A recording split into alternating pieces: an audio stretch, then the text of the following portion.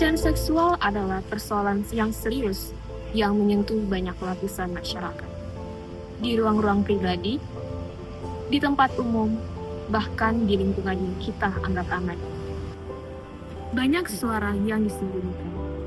Suara tanpa suara yang teredam oleh rasa takut, stigma, dan ketidakadilan. Berdasarkan pasal 4 ayat 1, tindak pidana kekerasan seksual terdiri atas 9 jenis, yaitu yang pertama, pelecehan seksual non-fisik, kedua, pelecehan seksual fisik, ketiga, pemaksaan kontrasepsi, keempat, pemaksaan sterilisasi, kelima, pemaksaan perkawinan, keenam, penyiksaan seksual, ketujuh, eksploitasi seksual, kedelapan, perbudakan seksual, dan yang kesembilan, kekerasan seksual berbasis elektronik. Selain 9 jenis tersebut, pada pasal 4 ayat 2 juga disebutkan 10 jenis kekerasan seksual lainnya, yaitu pertama, pemerkosaan, 2, perbuatan cabul, 3, persetubuhan terhadap anak, 4, perbuatan cabul terhadap anak, 5, eksploitasi seksual terhadap anak, 6, perbuatan yang melanggar kesusilaan, 7, perbuatan seksual yang bertentangan dengan kehendak korban, 8, tindakan seksual menyimpang yang tidak dikehendaki korban, 9, pemaksaan pelacuran, dan yang ke-10, pemaksaan pornografi terhadap anak. Syafril Firdaus, dokter kandungan, setelah keberadaannya dicari-cari, akhirnya Polres Garut menetapkan Syafril sebagai tersangka pelecehan seksual pada pasien. Ibarat pepatah, karena nila setitik rusak susu sebelanga. Akibat perbuatan cabulnya, jas putih dokter kebanggaan sehari-hari pun kini telah berganti dengan pakaian oranye khas penghuni tahanan. Mengatakan, belum jelas secara pasti kasus tersebut terjadinya kapan. Lokasi kejadian juga diketahui bukan di rumah sakit milik pemerintah. Leli mengatakan, dokter kandungan yang berinisial SF itu pernah bekerja sama dengan Pemkab Garut dan berdinas di RS Malangkung. Beliau itu pernah praktek di salah satu rumah sakit pemerintah, kemudian juga di beberapa klinik swasta dan di rumah sakit swasta. Di Garut? Di Garut.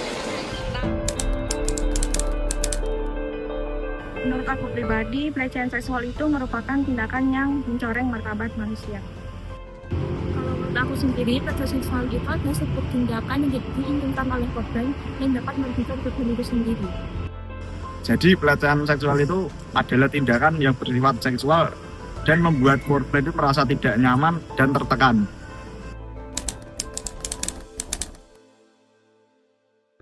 Dari kasus yang aku tahu, dokter kandungan tersebut sifatnya sangat tercela karena menyalahgunakan kepercayaan pasien. Awalnya korban berniat untuk memeriksakan kandungannya, tetapi malah menjadi korban pelecehan, di mana dokter kandungan tersebut memanfaatkan situasi dengan sengaja untuk menyentuh daerah intim tubuh korban tanpa alasan medis yang sah. Dari media sosial TikTok itu harus kenapa? Karena itu pasien lagi hamil dan lagi sedang cek kondisi kehamilannya, malah menjadi korban pelecehan seksual.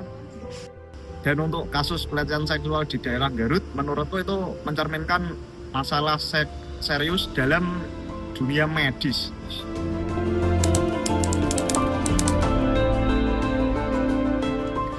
Ketika kalian merasa takut, malu, atau merasakan ancaman yang kalian alami, itu adalah hal yang wajar. Tapi ingat, kebenaran dan keadilan harus ditegakkan. Ada banyak pihak yang selalu bersama dengan kalian, seperti teman, keluarga, atau lembaga hukum. Kalian berhak merasa aman dan dihormati. Kekuatan terbesar pelaku adalah kesunyian korban, maka suara kalian adalah perlawanan. Jangan simpan sendiri, mungkin itu berat bagi kalian, tetapi kalau kalian diam, pelakunya akan mengulangi tindakan tersebut kepada orang lain. Dan coba kalian cerita kepada orang yang kalian percaya, atau bisa kalian hubungi ke hotline kekerasan seksual. Lo nggak salah, yang salah itu pelakunya. Dan untuk solusinya, menurutku harus memberikan edukasi kepada masyarakat, dan untuk korban harus lebih berani lagi dalam melaporkan tindakan-tindakan pelecehan seksual.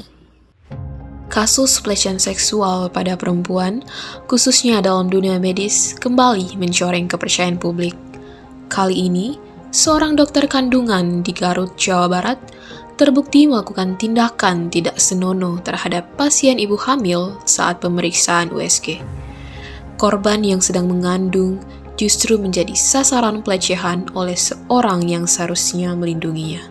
Lantas, bagaimana kronologi kasus ini? Apa dampaknya pada korban? Dan bagaimana hukum menjerat pelaku? Simak selengkapnya. Korban, sebut saja Nyonya A, datang ke sebuah klinik dengan harap akan pemeriksaan kehamilan. Saat sesampai di klinik, dokter meminta keluarga korban untuk menunggu di luar dengan dalih pemeriksaan. Namun, di balik pintu yang tertutup, terjadi tindakan yang ketidakwajaran.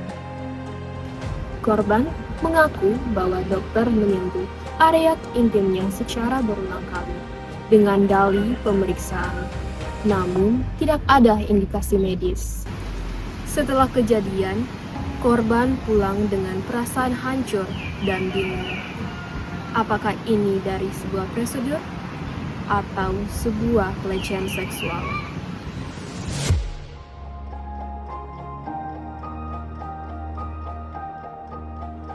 Trauma yang dirasakan oleh Nyonya A tidak main-main. Ia mengalami gangguan tidur, ketakutan berlebihan terhadap dokter, bahkan depresi pasca melahirkan. Yang seharusnya menjadi momen bahagia, justru korban dibayangi rasa malu dan ketidakberdayaan. Pelecehan seksual terhadap korban tidak hanya melukai fisik, namun melukai mental, karena korban sedang posisi rentan. Sang suami bahkan mengatakan, ini pengkhianatan terhadap profesi dokter. Istri saya seharusnya diperiksa, bukan untuk dilecehkan. Tekanan dari keluarga memaksa kasus ini harus terbuka ke publik. Dalam semangat nilai-nilai Pancasila yang mengedepankan keadilan, kemanusiaan, dan persatuan, kita diajak untuk mendengarkan suara-suara yang selama ini terbungkam. Dalam semangat nilai-nilai Pancasila yang mengedepankan keadilan, kemanusiaan, dan persatuan, kita diajak untuk mendengarkan suara-suara yang selama ini terbungkam. Ini bukan hanya tentang melindungi korban, melainkan tentang mewujudkan lingkungan yang menghormati dan memelihara hak-hak setiap individu untuk hidup dengan rasa aman dan bermartabat.